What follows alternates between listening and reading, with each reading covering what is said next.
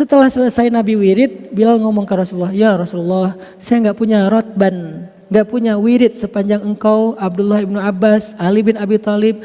Saya cuma baca yang singkat-singkat aja, boleh nggak ya Rasulullah? Rasulullah nanya, apa bacaan kamu hai Bilal? Kata Bilal, Allahumma inni as'aluka ridhaka wal jannah wa a'udzubika min sakhatika wan nar. Kata Rasul apa coba? Bilal, tahu nggak? Wirid kami yang panjang-panjang sebetulnya intinya itu juga. Coba gimana Nabi membahagiakan hati Bilal? Nggak dibilang, ya udahlah untuk pemula cukup lah. Nggak dibilang gitu kan? Dibahagiakan loh hatinya. Bismillahirrahmanirrahim. Assalamualaikum warahmatullahi wabarakatuh.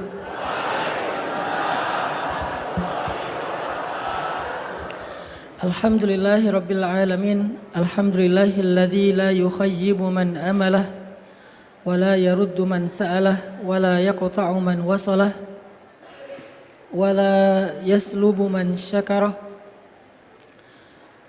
wa la yakilu man tawakkala alaih.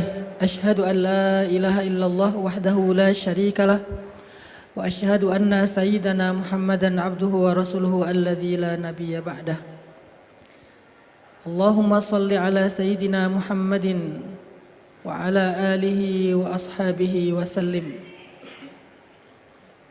Rabbi syrah li sadri wa yassir li amri wahlul 'uqdatan min lisani yafqahu qawli. Allahumma inna nas'aluka 'ilman nafi'a wa qalban khashi'a wa lisanan dzakira wa 'amalan salihan maqbula. Rabbana hab lana hukman wa alhiqna bis salihin. Pertama-tama kita bersyukur kepada Allah Subhanahu wa taala untuk nikmat yang luar biasa yang Allah berikan kepada kita. Akhir-akhir ini kita semakin tahu betapa beruntungnya kita sebagai umat Islam yang ada di Indonesia. Kita bisa duduk dengan nyaman dalam masjid yang megah dan berkah ini, Masjid Darussalam, yang insya Allah ini akan menjadi salah satu mercusuar peradaban di Indonesia. Mudah-mudahan masjid ini menjadi madrasah para syabab Islam Indonesia, menjadi rahim yang melahirkan para rahilah, para pengangkut beban di antara anak-anak muda. Karena hari ini kita menyaksikan tentang keadaan saudara-saudara kita di Gaza, Palestina, yang Allah berikan kepada mereka keberkahan dalam bentuk yang berbeda. Negeri mereka mubarak, berkah dengan darahnya para syuhada. Makanya ketika Allah menjelaskan tentang negeri Syam atau Filistin, Palestina, Allah menambahkan kalimat berkah. Subhanallazi asra bi'abdihi lailan minal masjidil haram ilal masjidil aqsa alladzi barakna haulah. Dan keberkahan itu kata para ulama diantaranya adalah keberkahan karena banyaknya para nabi di sana. Kemudian juga keberkahan orang-orang beriman, terutama di akhir zaman, di antara orang-orang beriman yang paling tangguh, yang paling sabar, yang paling tabah, sabat fi sabilillah itu ada di halaman atau sekitar Masjidil Aqsa. Sehingga dengan menyaksikan video-video tentang kondisi Palestina, Gaza hari ini, harusnya kita lebih banyak bersyukur kalau kita bisa duduk menimba ilmu, duduk bersama teman-teman kita, bisa beraktivitas dengan nyaman. Nikmat iman, nikmat aman, nikmat kemudahan yang kita dapatkan itu adalah anugerah yang layak kita syukuri. Allazi at'amahum min ju' wa amanahum min khauf. Dan kita tidak akan pernah lupa untuk selalu mendoakan saudara-saudara kita di Palestina, khususnya di Gaza. Allahumma a'izzal Islam wal muslimin wa adhillash syirka wal musyrikin wa dammir a'da'aka a'da'ad din. Allahumma ansur ikhwanana al muslimina fi Filistin. Allahumma ansur ikhwanana al-mustad'afina fi Ghazzah. Allahumma unsur ikhwanana al-mujahidina fi Palestin. Allahumma saddid ramyahum.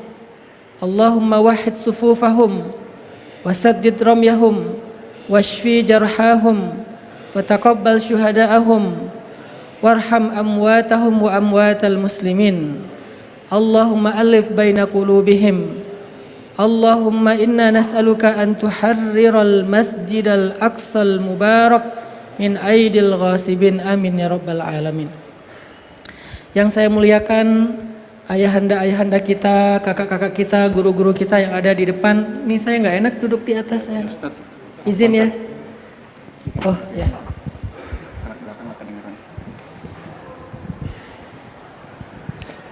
Cek.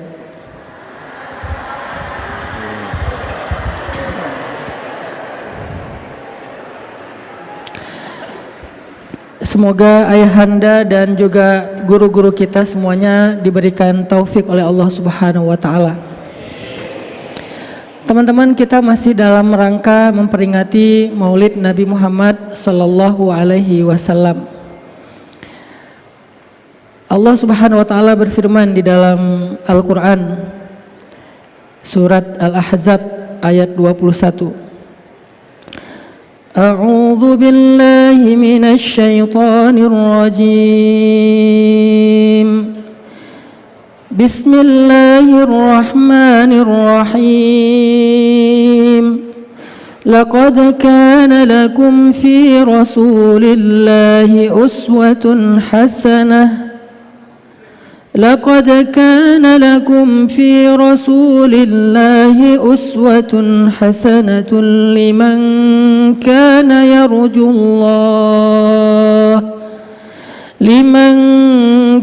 يرجو الله واليوم الآخر وذكر الله كثيرا.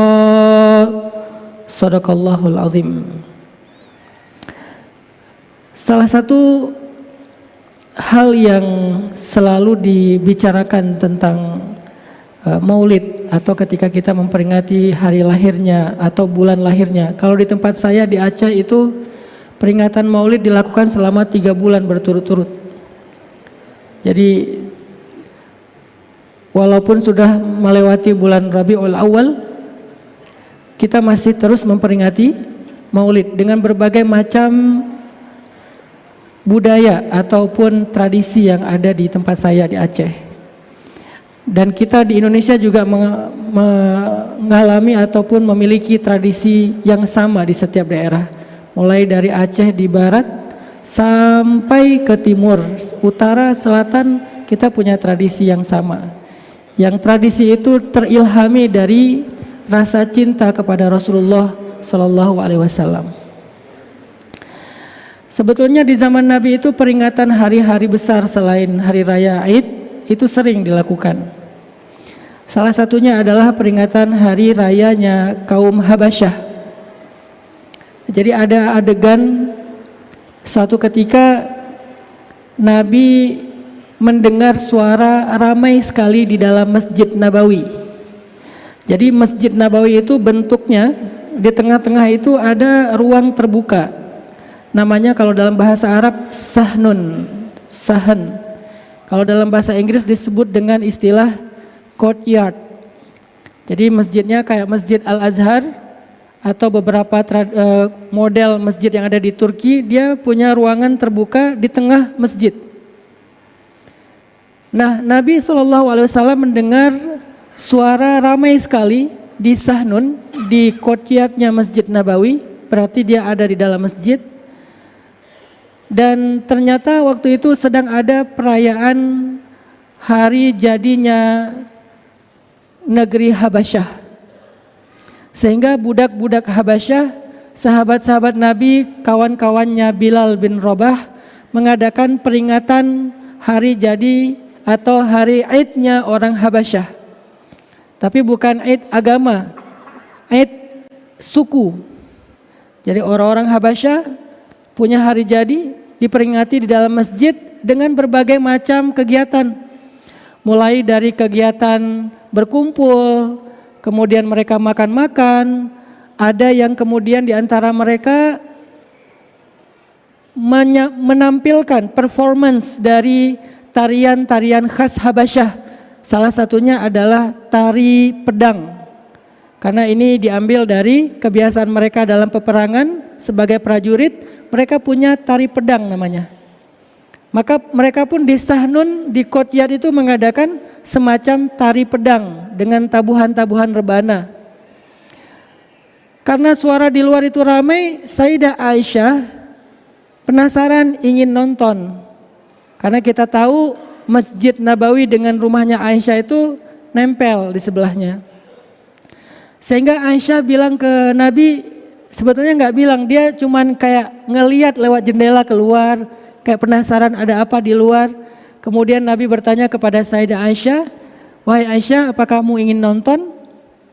Kemudian Aisyah mengangguk, dia pengen nonton, tapi dia malu untuk mengatakan itu. Akhirnya kemudian Nabi menemani Sayyidah Aisyah nonton, biar nggak nonton sendiri. Maka Nabi pun membuka pintu rumahnya, Nabi berdiri di pintu dan melihat apa yang ditampilkan sama orang-orang Habasyah di Sahnun, di Kotyat Masjid Nabawi. Tari pedang dan segala macam. Lalu Aisyah pun ikut menonton dengan berdiri di belakang Nabi tapi agak di sebelah kanan, nempel badannya dengan badan Nabi. Lalu dia meletakkan dagunya di atas pundak Nabi. Bagi yang masih jomblo fisabilillah jangan dibayangin ya. Itu sulit untuk dibayangin. Jadi dia meletakkan dagunya di atas pundak Nabi sebagai bentuk kemesraan antara Nabi dengan Sayyidah Aisyah. Dan Nabi membiarkan pundaknya dipakai oleh dagu Sayyidah Aisyah. Ini yang menceritakan siapa? Sayyidah Aisyah. Jadi Sayyidah Aisyah menceritakan, aku meletakkan daguku di atas pundak Nabi dan bertemulah antara pipiku dengan pipi Nabi. Dan itu disaksikan oleh para sahabat. Saya nggak bisa ngebayangin gimana para sahabat menyaksikan keindahan itu. Dan pastinya ada sebagian sahabat yang geleng-geleng kepala karena dia masih sendiri mungkin ya. Betapa romantisnya rumah tangga Nabi dengan Sayyidah Aisyah. Lalu orang-orang yang tadinya sedang asik sendiri ngelihat Nabi ikut nonton, sebagian dari mereka kemudian, kan orang Arab itu suka bersyair ya. Syair mereka itu kayak orang kita berpantun, jadi kayak spontan gitu syairnya. Bukan syair yang dihafal, tapi syair yang muncul secara spontan. Karena melihat Nabi muncul, akhirnya mereka bersyair memuji Nabi dengan kalimat thayyibah. Dengan kalimat Thayyibah atau Thayyibah. Makanya kota Madinah itu juga punya nama lain. Nama kota Madinah itu selain Madinatun Nabi, Madinah Munawwarah, Thayyibah, kota yang penuh dengan kebaikan. Maka syair dengan judul Thayyibah itu pun disenandungkan oleh para sahabat untuk memuji Nabi, menyanjung Nabi, memuliakan Nabi. Telah datang kepada kita Thayyibah yang dengan kehadirannya kita menjadi bahagia dan seterusnya. Kalimat-kalimat yang panjang memuji-muji Rasulullah. Dan semuanya mereka berbahagia dengan kedatangan Nabi yang tadinya perform tentang tarian perang. Mereka makin semangat untuk menunjukkan keahlian dan kebolehan mereka karena ditonton langsung oleh Rasulullah SAW. Setelah beberapa lama Nabi nonton bersama Sayyidah Aisyah, karena ngerasa udah agak rame nih, kemudian Nabi nanya kepada Aisyah, "Aisyah udah belum?" Aisyah menjawab dengan manja gitu. Sehingga pipinya kembali menempel di pipi Nabi. Karena Aisyah masih senang nonton, akhirnya Nabi menemani lagi beberapa saat. Ditanya lagi sama Nabi, "Udah belum Aisyah?" Kata Aisyah. Sampai 3 kali Nabi mengatakan udah ya, akhirnya Nabi pun masuk ke dalam rumah dan selesailah cerita oleh Sayyidah Aisyah dalam adegan tersebut. Apa pelajarannya di sini? Manuskrip atau literasi tentang kehidupan Nabi yang intimate, yang personal, yang romantis, yang mungkin bukan hanya tentang ibadah tapi tentang entertainnya, sedikit yang kita tahu. Sehingga dengan kesedikitnya kita tahu tentang Nabi, kita kadang-kadang jadi ngerasa bahwa apa yang kita lakukan ini seolah-olah tidak ada dalil. Bahwa seolah-olah yang kita lakukan ini tidak ada contoh. Sebetulnya bukan nggak ada contoh, kita yang tidak mengerti. Kita perlu baca lebih banyak lagi. Ternyata di zaman itu mereka kehidupannya asik banget. Nabi dengan para sahabat itu saling menghargai. Dan kita tahu cerita ketika di rumah Sayyidah Aisyah, Nabi Aisyah itu menyaksikan anak-anak kecil itu pada bernyanyi, anak-anak perempuan kecil. Kemudian dan bernyanyinya menggunakan alat musik rebana gitu. Kemudian Abu Bakar datang, lalu Abu Bakar memarahi mereka dengan mengatakan, kenapa kalian menggunakan seruling-seruling setan di rumah Nabi? Kemudian Nabi mengatakan, biarkan mereka wahai Abu Bakar, hari ini adalah hari Aidnya mereka. Hari Aid di sini bukan Idul Fitri, Idul Adha, tapi hari jadi suku mereka. Dan Nabi SAW itu sering sekali menghargai mereka yang sedang berhibur dengan hiburan-hiburan yang mereka suka, selama itu bukan hiburan jahiliyah. Apa itu hiburan jahiliyah? Pertama ada perempuan yang ngedance, itu hiburan jahiliyah. Yang kedua syairnya tentang permusuhan. Orang jahiliyah itu suka menyampaikan syair-syair permusuhan. Yang ketiga membangga-banggakan nenek moyang dan menjatuhkan suku yang lain. Itu adalah hiburan jahiliyah. Kalau bukan hiburan jahiliyah yang isinya syairnya syair-syair kebaikan, thayyibah dan seterusnya, maka Nabi membiarkan mereka. Bahkan Nabi suka dengan orang-orang yang memiliki suara yang indah untuk berhibur di antara mereka. Walaupun sebaik-baik hiburan itu adalah mendengarkan bacaan Al-Quran. Tapi uniknya tahu nggak apa? Ketika Nabi mendengar suara Abu Musa al-Ash'ari membaca Al-Quran, dan kita tahu beliau salah satu orang yang bacaannya suaranya indah. Nabi mengumpamakan suara Abu Musa itu dengan apa? Laqad utita mizmaran min mazamiri ali Dawud, kata Nabi. Sesungguhnya engkau telah diberikan seruling keluarga Daud. Menggunakan kata seruling. Apa maksudnya di sini? Kata ulama Al-Azhar, karena saya belajar di Al-Azhar, saya menghargai dari pendapat ulama yang lain. Kata ulama Al-Azhar, seandainya seruling itu adalah alat musik yang haram, seandainya seruling itu adalah alat musik syaitan, gak mungkin Nabi memuji suara orang membaca Al-Quran dengan sesuatu yang haram dan tidak baik. Harusnya Nabi menggunakan analogi yang baik. Engkau telah diberikan suara indahnya Daud. Kenapa gak ngomong gitu aja? Kenapa Nabi ngomong engkau telah diberikan seruling keluarga Daud? Itu menunjukkan bahwa Nabi tidak mempersoalkan tentang alatnya, tetapi Nabi menjaga nilai dan akhlak di dalamnya.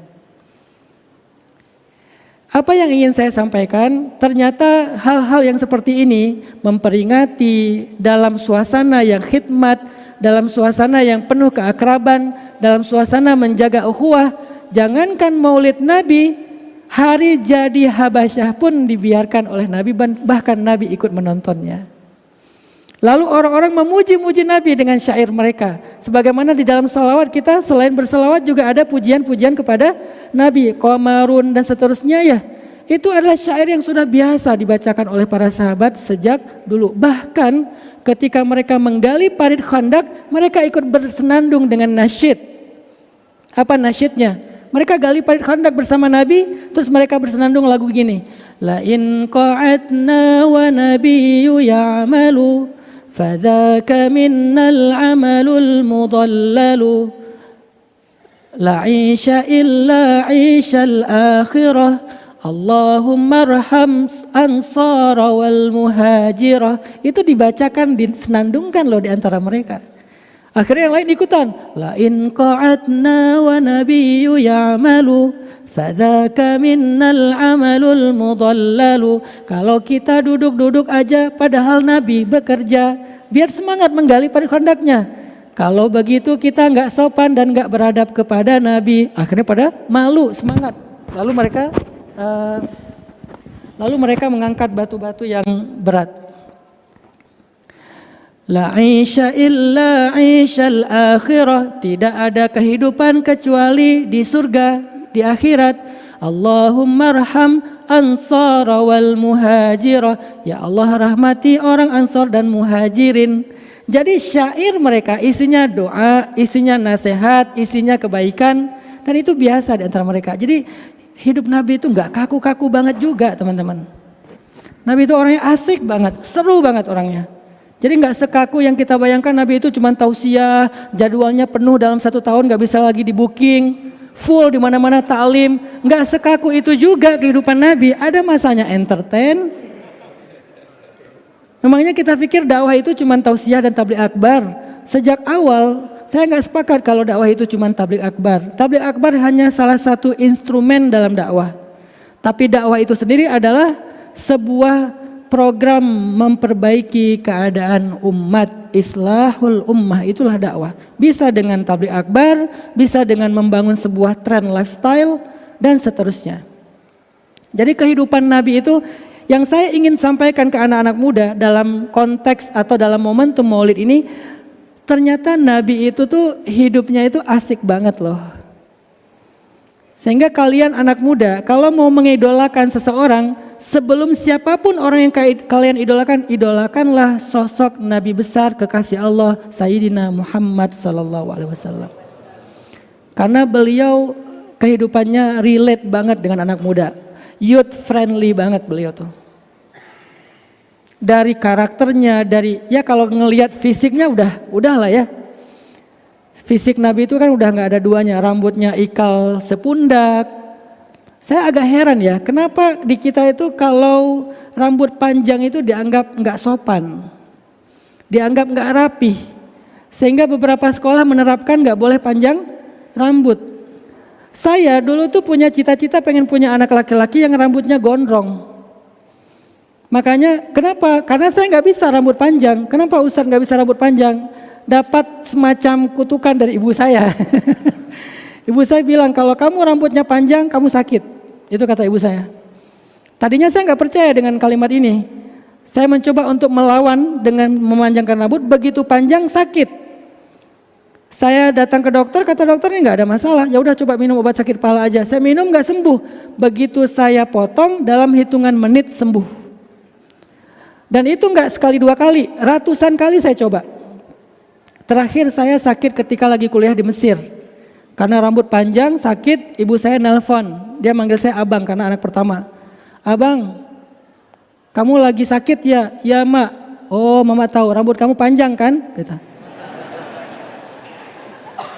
Saya sakit, dia yang nelpon duluan. Kamu lagi sakit ya? Ya mak, kok mama tahu saya sakit? Rambut kamu panjang kan? Iya, kenapa mama tahu? Mama mimpi. Ibu saya meninggal dalam musibah tsunami di Aceh. Waktu saya masih kuliah di Mesir. Mama mimpi rambut kamu sudah panjang, akhirnya kamu sakit. Udah potong aja tuh rambutnya. Besoknya saya potong dan sembuh, alhamdulillah. Karena saya nggak bisa panjang rambut, saya wariskanlah obsesi saya itu kepada anak. Ya Allah, beri saya anak laki-laki. Nanti saya kasih dia nama Yahya Ayyash, salah satu mujahidin Palestina. Dan saya pengen dia rambutnya panjang sepundak. Begitu dia lahir, alhamdulillah anak laki-laki, saya biarkan rambutnya panjang sepundak dan ikal. Pas mau masuk sekolah, di sekolah disuruh potong. Akhirnya saya keluarin dari sekolah, saya bikin sekolah sendiri. Di sekolah itu namanya Sekolah Rimba Indonesia. Di sini boleh panjang rambut.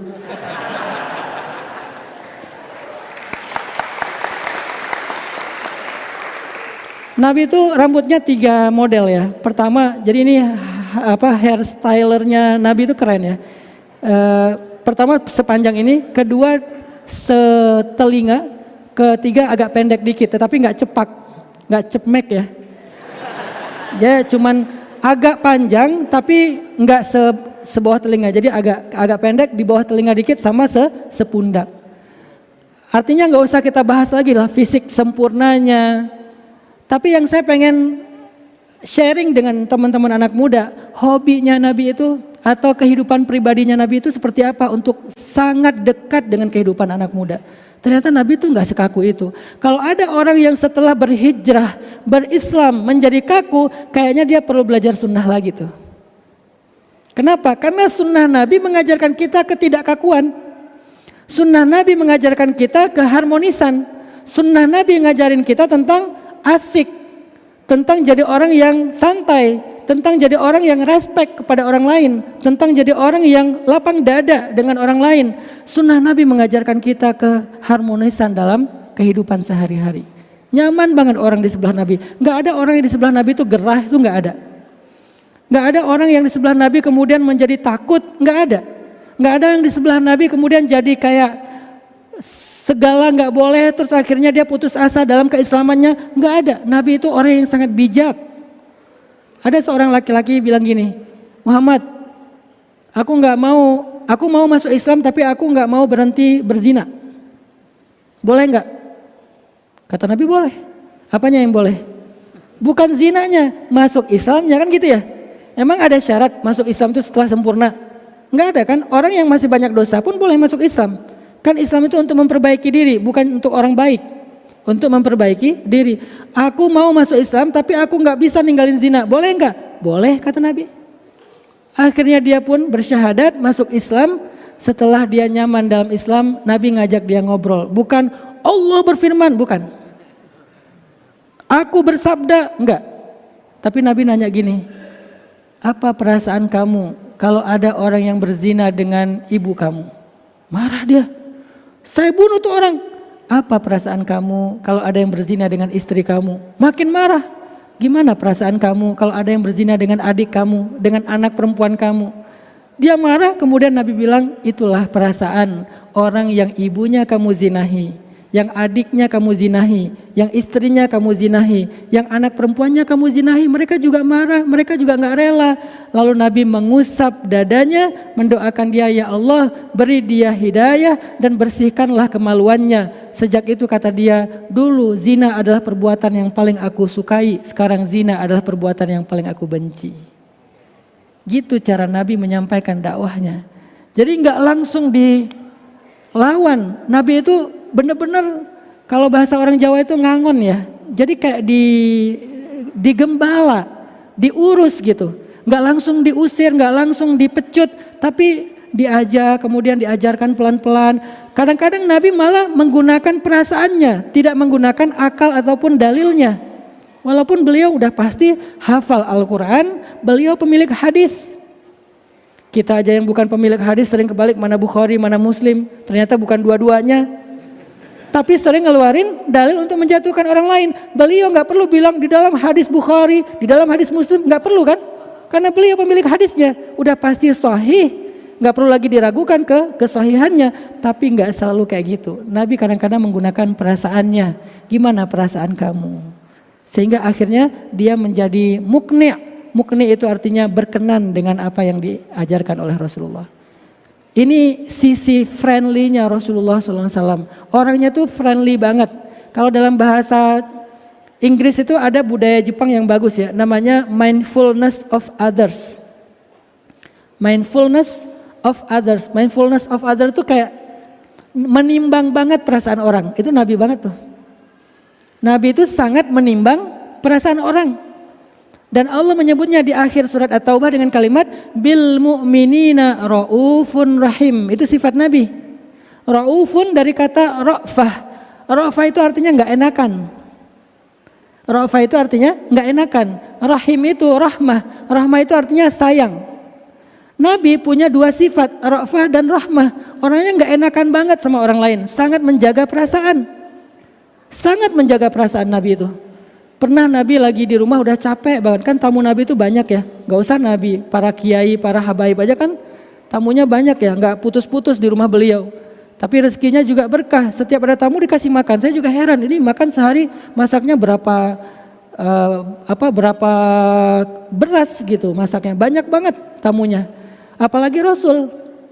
Ada tamu, sahabat-sahabat yang datang ke rumah Nabi udah agak kemalaman. Udah gitu dikasih makan sama Nabi. Jadi ngasih makan tamu itu adalah sunnah Nabi. Nabi kalau ada tamu selama beliau punya ya, karena beliau juga gak selalu punya, soalnya hidup beliau prihatin. Kalau beliau punya dikasih makan, walaupun sederhana cuman 1 butir korma atau kalau ada roti dikasih roti. Setelah selesai makan, tamunya keasikan ngobrol gak pulang-pulang. Nabi sebagai orang yang sangat jaga perasaan gak tega nyuruh pulang. Ini serba salahnya orang yang punya sifat mindfulness of others, kayak apa, people pleasure gitu ya, terlalu kayak ya nggak enak gimana dong, nggak enak gimana dong. Nabi gitu banget teman-teman, sangat nggak enakan orangnya, saking baiknya beliau, Saking seringnya nggak enakan, beliau susah sendiri. Termasuk dalam adegan ini, sahabat-sahabat enak ya makanannya ya. Terus mereka nanya, ya Rasulullah kalau gini gimana? Nabi jawab, nggak ada sedikit pun aura wajah Nabi yang merasa kayak udah nggak nyaman, nggak ada. Sehingga membuat sahabat makin nggak ngerti. Kalau kita kan bisa mengekspresikan udah nggak nyaman, pura-pura nanya, jam berapa ya sekarang? Bisa gitu kan ya? Atau pura-pura tiba-tiba dipanggil dari belakang sama anak, sama istri, atau pura-pura sibuk, ini saya harus live dulu ya, saya ada ini soalnya ada Zoom atau apalah. Nabi itu nggak menunjukkan wajah, nggak nyaman sedikit pun. Inilah akhlaknya Rasulullah SAW, luar biasa. Nggak menunjukkan wajah nggak nyaman. Sehingga walaupun beliau udah capek, beliau masih jawab pertanyaan, jawab pertanyaan, jawab pertanyaan. Kebayang kalau Nabi hidup di zaman kita pada minta foto tuh gimana tuh? Rasulullah foto dulu, aduh salah ternyata video. Rasulullah foto dulu, aduh ngeblur. Rasulullah foto dulu, aduh yang ini ke crop. Kebayang nggak Nabi nggak enaknya untuk nolak? Repot banget kan jadi Nabi kalau saking beliau baiknya. Akhirnya karena mereka nggak pulang-pulang udah larut, turunlah malaikat Jibril. Sampai harus turun Jibril nyuruh mereka pulang, bayangin. Jibril turun ketemu dengan Nabi. Membawa ayat di dalam surat An-Nur, adab bertamu. Lalu dibacakanlah ayatnya, setelah selesai Jibril kembali, Nabi bilang barusan maaf ya, barusan saya dapat wahyu. Nabi kan kalau lagi dapat wahyu itu kayak orang yang gemeteran, berkeringat, tiba-tiba diam, dan sahabat udah tahu itu. Sehingga ketika Nabi tiba-tiba diam, kayaknya dapat wahyu nih. Ya udah sekalian kita tungguin aja. Pas udah beres adegan wahyu, Nabi bilang barusan datang Jibril, aku diberikan satu ayat. Masya Allah, kita beruntung banget ya, malam ini bertamu malah dapat ayat. Rasulullah tolong bacakan ayatnya. Dibacakanlah sama Nabi, wahai orang yang beriman, jika kalian bertamu ke rumah Nabi, minta izinlah. Jika diizinkan maka masuklah. Setelah diberikan makan, pulanglah, janganlah kalian memperpanjang pembicaraan karena itu mengganggu Nabi. Dibacain ayatnya sama Nabi, Nabi pun membacakannya dengan gak enak hati banget sama mereka. Kebayang gak Nabi cara membacakannya? Ada wahyu barusan dari Allah, oh Masya Allah Rasul tolong bacakan. Beneran dibacain? Iya bacain. A'udzubillahi minasyaitonirrajim. Pas Nabi baca itu mereka, Masya Allah. Pas dengan ayatnya, akhirnya setelah selesai Nabi baca, maaf ya Rasulullah, astagfirullahaladzim, kami salah ya Rasulullah. Pada sun tangan Rasulullah, cium tangan Rasulullah, pada pulang satu-satu dan Nabi akhirnya bisa istirahat.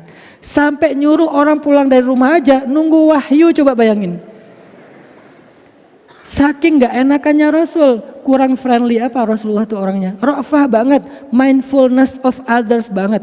Mikirin orang banget, jaga perasaan banget, sehingga Nabi gak sembarangan. Kalau Nabi menasehati seseorang, Nabi gak akan ngelihat ke arahnya. Dan Nabi tidak akan membicarakan kepada dia atau nama dia di depan publik. Biasanya Nabi akan membicarakan secara umum. Ada seseorang yang begini, maka harusnya begini, diajarkan sama Nabi di depan umum, tapi gak dikasih tahu, ini loh orangnya, gak dikasih tahu sama Nabi. Tapi kita di sosial media, dengan gampangnya membuka aib orang lain, kita komen, kita story, kita dan seterusnya, bahkan kita kalimat-kalimat yang buruk kita tujukan kepada dia. Di mana maulid kita kepada Rasulullah SAW. Maulid itu bukan hanya perayaan, maulid itu merefresh kembali ingatan kita dan cinta kita kepada Rasul. Jadi kalau kita nggak bisa menjaga jemari kita, yang dalam bahasa Nabi, falyakul khairan aw liyasmut, hendaklah dia ngetik yang baik-baik atau nggak usah ngetik sama sekali. Hendaklah dia komen yang baik-baik atau nggak usah komen sama sekali. Kalau kita masih suka hate speech di sosial media, di mana maulid kita? Kemana larinya sholawat kita? Kemana bukti cinta kita kepada Rasul? Bahkan Rasul adalah orang yang paling menjaga perasaan orang lain. Saya teringat lagi kisah ketika Nabi lewat satu gang, terus ada orang miskin lagi makan dengan kodid. Kodid itu roti keras. Biasanya dulu Imam Bukhari kalau mau mencari ilmu sama ibunya dibekali kodid. Kodid itu roti keras yang kalau mau dimakan harus direndam air baru dia bisa dimakan. Kalau enggak dia keras banget, lebih keras daripada kerupuk.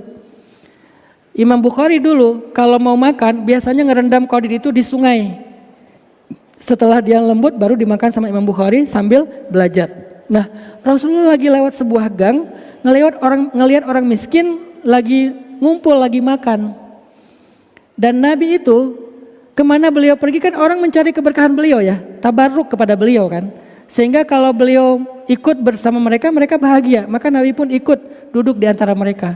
Pas Nabi duduk di antara mereka pengen membahagiakan hati mereka, mereka malah gak enak hati. Mereka pada diam, jangan dikeluarin, jangan dikeluarin. Kan tadi mau dikeluarin roti kerasnya, nggak jadi dikeluarin. Kata Nabi, kenapa? Apa yang kalian sembunyikan? Ya Rasulullah, kami malu, nggak pantas ya Rasulullah. Kenapa kalian mau makan apa emang? Ya Rasulullah, ini cuman qadid, cuman roti keras. Kemudian Nabi mematahkan sebagian roti itu, mencelupkan ke air dan mengatakan, sesungguhnya aku adalah anak seorang perempuan yang biasa makan qadid. Nabi mencari persamaan antara diri beliau dengan orang yang ada di sekitar beliau. Aku juga biasa sama ibuku dulu waktu kecil dikasih makan qadid, roti yang keras kayak gini. Ya udah yuk kita makan bareng, akhirnya makan bareng. Bahagia orang miskin. Sangat menjaga perasaan. Nabi lagi duduk, tiba-tiba ngelihat ada sekelompok orang miskin datang pada Nabi dengan wajah yang sedih. Dan biasanya nggak mungkin mereka sedih karena lapar atau karena karena miskin. Mereka sedih pasti karena urusan ibadah. Mereka datang, kata Nabi, malhumum, kenapa kalian sedih, kata Nabi. Terus mereka bilang, ya Rasulullah, zahaba ahlud dusuri bil ujur. Ya Rasulullah, orang kaya memborong pahala. Orang kaya memborong pahala. Nabi nanya, kaifa dzalik? Maksud kalian apa? Ya Rasulullah, kalau kami sholat, mereka sholat. Kami puasa, mereka puasa. Kami baca Quran, mereka baca Quran. Tapi kalau mereka bersedekah, kami tidak bisa bersedekah. Berarti mereka memborong semua pahala ya Rasulullah. Demi membahagiakan, membesarkan hati orang-orang miskin, Nabi bilang, tahukah kalian setiap tasbih itu sedekah. Setiap tahmid itu sedekah. Setiap takbir itu sedekah. Setiap kalian tersenyum kepada saudara kalian itu sedekah, memindahkan duri dari jalan itu sedekah, dan seterusnya hadis-hadis sedekah yang sebetulnya bukan harta kan, banyak kita temukan hadis itu kan, itu untuk orang miskin, untuk membesarkan hati mereka. Akhirnya oh gitu ya Rasulullah, jadi kita juga bisa bersedekah, bisa kata Rasulullah, Masya Allah, jadi kita juga bisa bersedekah. Pulanglah mereka, baru beberapa langkah mereka balik lagi, ya Rasulullah, orang kaya juga bisa bertasbih. Orang kaya juga bisa bertahmid, mereka juga bisa bersedekah seperti kami ya Rasulullah. Barulah kemudian Nabi mengatakan, sesungguhnya orang miskin itu masuk surga 500 tahun lebih dulu daripada orang kaya. Takbir mereka semuanya, Allahu Akbar. Baru hari itu Rasulullah melihat orang miskin bahagia dengan kemiskinannya. Bahagia banget, Allahu Akbar, kita beruntung jadi orang miskin, hidup orang miskin, hidup orang miskin. Malah jadi hidup orang miskin, dibesarkan hatinya sama Nabi. Orang kaya sedih mendengar orang miskin masuk surga 500 tahun lebih dulu daripada orang kaya. Akhirnya Nabi pun membahagiakan hati mereka dengan hadis apa? 7 golongan yang mendapatkan naungan Allah di padang mahsyar. Salah satu di antara mereka yang 7 itu adalah yang bersedekah dengan tangan kanannya, sedangkan tangan kirinya tidak tahu apa yang diberikan oleh tangan kanannya. Orang kaya pun merasa bahagia. Terus Nabi bilang, tidak ada iri kecuali kepada 2 orang. Satu orang yang berilmu, yang mengajarkan ilmunya, dan yang kedua orang yang berharta, yang menginfakkan sampai habis hartanya fi sabilillah. Bahagia lagi orang kaya. Akhirnya kaya miskin semuanya bahagia ketika berteman dengan Rasulullah SAW. Bagaimana dengan kita? Apakah ada orang yang ketika gak ketemu kita biasa-biasa aja, begitu ketemu kita di trauma? Sejak berteman dengan kita dia jadi sakit hati. Sejak berteman dengan kita dia gak jadi nyaman. Sejak ada kita di grup dia jadi left group. Apakah keberadaan kita di sebuah lingkungan, circle, pertemanan membuat orang lain terusik atau justru menjadi orang lain nyaman? Itulah makna wa ma arsalnaka illa rahmatan. Rahmatan. Nabi itu rahmah banget. Sayang banget kepada siapapun. Bukan hanya kepada manusia, bahkan kepada batu sekalipun, kepada kayu sekalipun. Nabi biasa berceramah atau duduk di atas sebuah pokok kayu. Tapi begitu para sahabat bikin mimbar, Nabi pindah ke mimbar, kayu itu menangis. Para sahabat bingung nyari di mana ada suara anak bayi menangis. Ternyata bukan bayi, tapi suara pokok kayu yang biasa dipakai Nabi duduk. Kemudian Nabi mengusap-ngusap kayu itu mengatakan, gak apa-apa aku duduk juga di atas kamu. Kata Rasulullah, kalau aku tidak mengusap-ngusap dia, kalian akan mendengar suara dia sampai hari kiamat menangis karena kehilangan aku. Sampai kayu aja digituin sama Nabi. Burung, ada yang burung itu tersangkut kakinya karena penjerat, ada yang menjerat mereka untuk sama Nabi dilepaskan.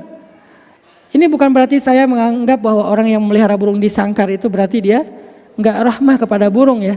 Tapi kalau saya pribadi lebih suka menikmati burung di hutan daripada disangkar. Ini saya pribadi. Saya sangat menikmati burung di hutan karena saya punya hutan 8 hektar yang saya bangun youth space buat anak muda. Saya menjaga dia tetap seperti itu karena kita pengen menjaga sustainability, nggak kita rusak, nggak kita rubah, tetap forest konsep. Setiap pagi itu saya ngelihat ada burung warna-warni hinggap di pohon. Akhirnya kita bikin kayak tempat minum burung biar setiap pagi dia datang minum di situ.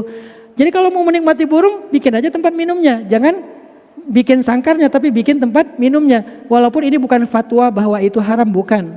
Lebih kepada selera. Saya lebih suka menikmati burung di habitatnya. Saya lebih suka menikmati burung di hutan sebagaimana Nabi menikmatinya di alam semesta. Inna fi khalqis samawati wal ardi waqtilafil lail dan seterusnya. Jadi teman-teman yang dirahmati Allah, betapa Rasulullah itu penyayang banget, friendly banget, asik banget orangnya. Nabi itu pernah dicemburui sama istrinya, Sayyidah Aisyah. Gara-gara Nabi lama di rumah istri yang lain, terus agak telat datang ke rumah Sayyidah Aisyah. Sama Sayyidah Aisyah ditanyain, dari mana aja sih lama banget gak pulang-pulang? Enggak, dari rumahnya Maria, istri Nabi dari Mesir. Oh enak ya makan di sana? Enggak, gak makan apa-apa, cuma dikasih minum madu aja. Oh pantesan kok gak enak aromanya, gara-gara minum madu di sana ya.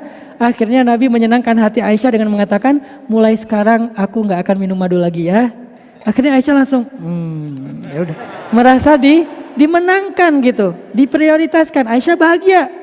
Ternyata Allah nggak rela. Tiba-tiba turunlah ayat, ya ayuhan nabi, lima tuharrimu ma ahallallahu lak, tabtaghi mardhat azwajik. Wahai Nabi, kenapa engkau mengharamkan apa yang aku halalkan bagimu? Pengen nyenengin istrimu ya, kata Allah. Pengen nyenengin, tabtaghi mardhat azwajik, kamu pengen nyenengin istrimu ya? Jangan gitu wahai Muhammad. Akhirnya pas hari besoknya Nabi ke giliran rumah Sayyidah Hafsah, Nabi bilang kepada Hafsah, Hafsah ada madu enggak? Karena madu itu adalah minuman favorit Nabi. Nabi itu suka banget sama madu. Makanya ketika Nabi berhenti minum madu, buat Aisyah itu sesuatu banget. Tiba-tiba istri bilang, aku sesak nafas nih. Kenapa? Oh gara-gara rokok aku ya. Ya udah mulai sekarang aku nggak akan ngerokok lagi. Tapi aku vape. Diganti dengan vape misalnya, biar lebih wangi gitu kan. Kayaknya aku mual deh. Kenapa? Gara-gara aku makan durian ya. Mulai sekarang aku nggak akan makan durian lagi misalnya. Artinya ada makanan favorit yang rela ditinggalkan suami itu gara-gara nyenengin istri. Itu Nabi banget tuh. Apa hobi suami? Futsal. Mah, aku futsal dulu ya. Kamu baru pulang udah pergi lagi. Itu kan kode kan? Suami itu harus bijak membaca kode. Jangan nunggu jelas banget baru ngerti. Kalau udah jelas banget itu caps lock biasanya. Kalau udah di caps lock dikasih tanda seru itu udah bahaya. Mulai perang dunia ketiga itu. Makanya kalau dikasih kode cepat ngerti. Kamu baru pulang udah berangkat lagi. Oh ya udahlah aku temenin kamu aja. Padahal udah siap dengan kaos kaki, dengan sepatu, teman-teman udah pada nunggu. Batal gara-gara istri. Itu cewek senang banget punya suami yang kayak gitu banget tuh. Dan Rasulullah gitu banget loh. Suka madu tapi beliau berhenti minum madu gara-gara pengen nyenengin Sayyidah Aisyah. Tapi karena dilarang sama Allah, akhirnya pas di rumah Hafsah nanya, Hafsah di mana madu? Hafsah kaget, ternyata kemarin Sayyidah Aisyah ngomong ke Hafsah, kan mereka tuh akrab banget. Jadi istri Nabi itu ada 2 kelompok. Yang saya pakai bahasa geng tuh bukan gangster ya, tolong jangan diedit lagi konten saya ya. Geng itu bukan gangster itu negatif. Geng itu kalau bahasa anak muda artinya kelompok. Kita bestie lah. Ada kelompok muda, ada kelompok senior. Kalau kelompok muda ketuanya di grup itu Sayyidah Aisyah. Kalau kelompok senior ketua di grupnya Sayyidah Saudah. Nah karena Aisyah bestie banget dengan Hafsah, pas Nabi bilang aku gak akan minum madu lagi, Aisyah langsung ke Hafsah tahu gak? Nabi Rasulullah gak akan minum madu lagi. Tapi gak gini ya, ini zaman sekarang ya. Zaman dulu ngomong. Kata oh gitu kenapa? Karena aku bilang jangan minum madu lagi soalnya tadi di rumah Maria dia minum madu. Oh hebat banget kamu bisa bikin Nabi gak minum apa yang dia suka. Pas sampai di rumah Hafsah, Nabi malah tanya, Hafsah ada madu enggak? Hafsah kaget, ya Rasulullah madu? Ya, oh akhirnya dihidangin lah madu sama Hafsah. Diam-diam Hafsah ngomong kepada Aisyah, Aisyah tahu enggak Rasulullah minum madu loh. Hah? Jadi minum madu lagi? Ya, oh jadi gitu. Udah rame lah diantara Sayyidah Aisyah sama Hafsah. Akhirnya malamnya Nabi panggil Hafsah. Hafsah boleh ngomong? Apa ya Rasulullah? Kenapa Hafsah ngomong kayak gitu ke Aisyah? Ngomong apa? Hafsah ceritakan kalau aku minum madu lagi di rumah Hafsah. Hah? Dari mana Rasulullah tahu? Kan dari Allah yang maha tahu. Itu adegannya direkam di pembukaan surat At-Tahrim. Persis seperti yang saya sampaikan tadi. Akhirnya Hafsah minta maaf kepada Rasul. Coba bayangin gimana cara Nabi menjaga perasaan di antara istri-istrinya. Itu luar biasa loh. Kita baru satu aja gak jaga perasaan. Atau bahkan belum punya istri pun gak bisa jaga perasaan. Perasaan siapa? Perasaan mantan. Akun 2, 1 fake buat stalking ya. Jadi Rasulullah tuh penjaga perasaan banget. Beliau tuh sangat memperhatikan perasaan orang lain. Ada lagi adegan ketika Nabi SAW lagi naik ke bukit Uhud. Kemudian ini nih hobi Nabi ya. Nabi itu senang hiking. Ini buat anak-anak gunung yang senang hiking. Sesungguhnya apa yang kalian lakukan itu sunnah Nabi. Jadi nggak usah berkecil hati. Hiking itu sunnah Nabi. Nabi pernah hiking dan beberapa kali. Hikingnya kemana? Ke Gunung Uhud. Dan jangan salah, Gunung Uhud itu adalah gunung terbaik yang ada di muka bumi. Itu adalah gunung surga. Dan sering menjadi perumpamaan dalam hadis-hadis Nabi. Ini kalian orang-orang yang senang gunung harus hafal hadis-hadis gunung. Pergunungan lah.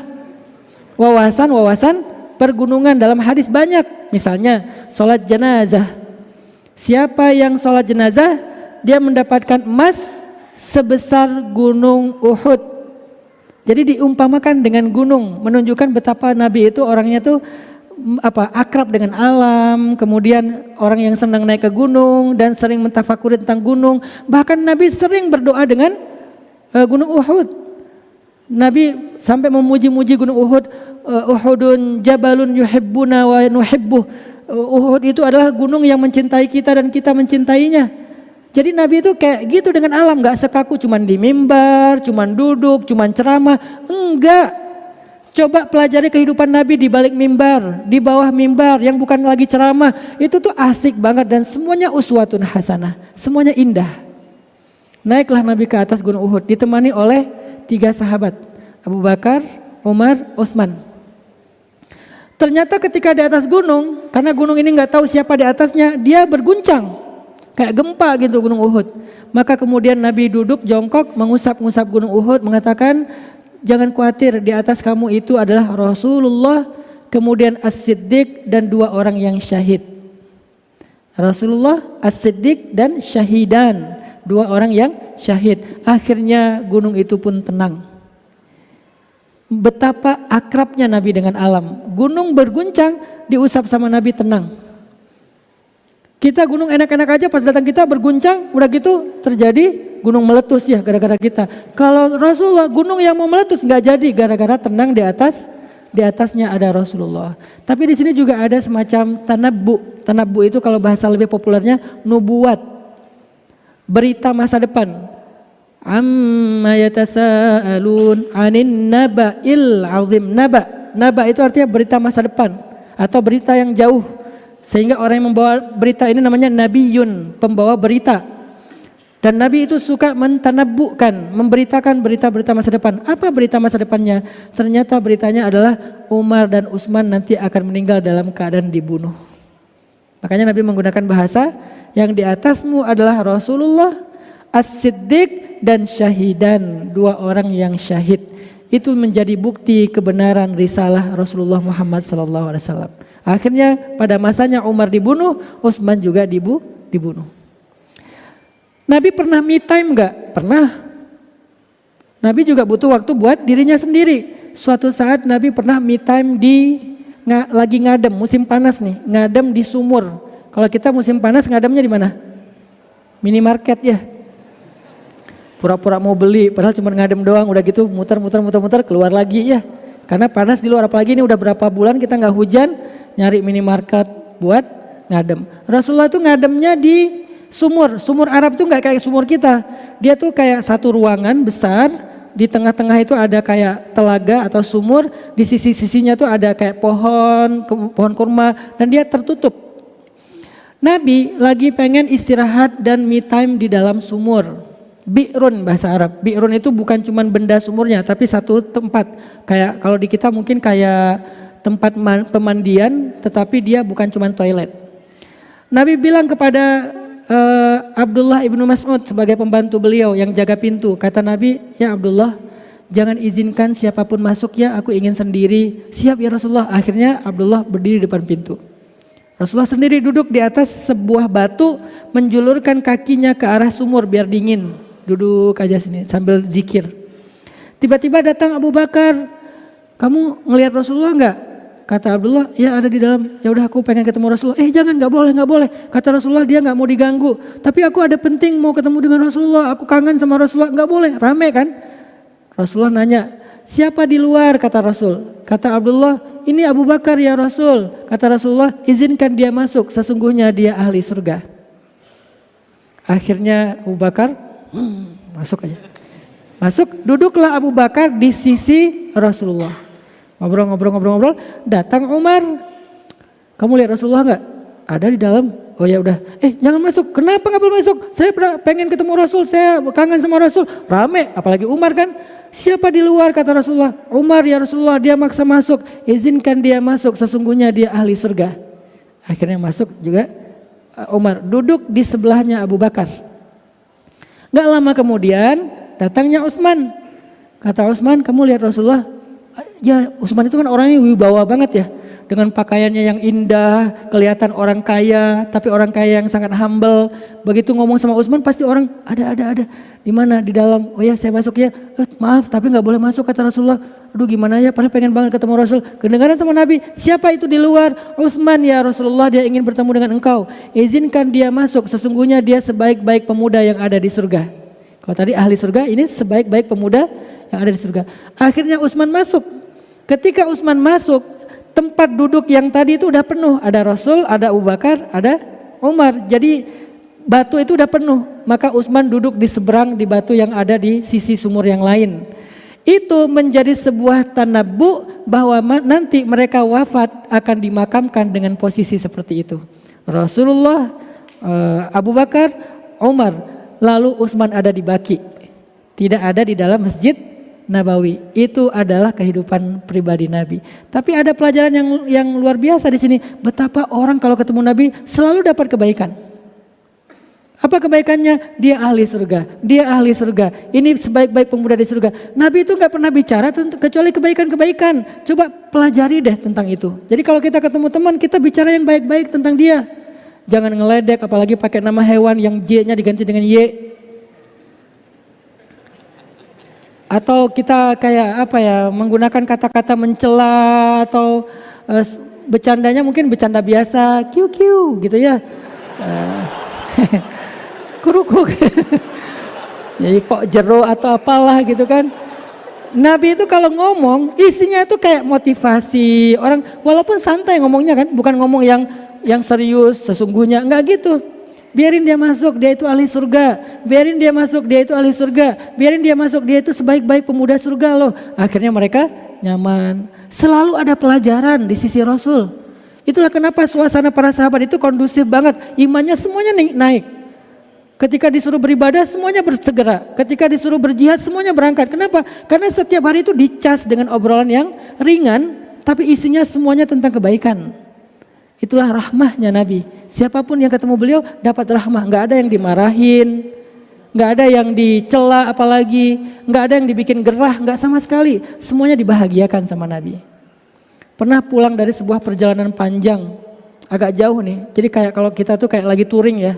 Touringnya Nabi tapi kan buat dua alasan, dakwah dan jihad. Tapi kan tetap touring, naik kendaraan. Kendaraan dulu tuh onta dan kuda.